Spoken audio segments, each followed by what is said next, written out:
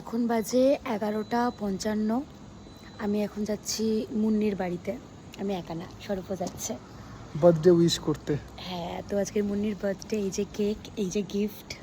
Happy birthday to you, happy birthday dear Munni. আমি পাজামাতে এসেছি। আমার সারপ্রাইজ এটার থেকেও এটা বেশি ছিল।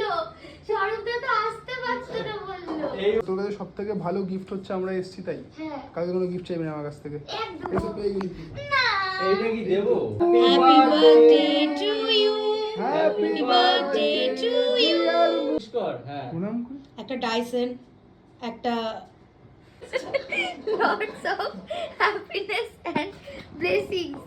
And one Dyson from Goku. এটা বুক ভরা ভালোবাসা।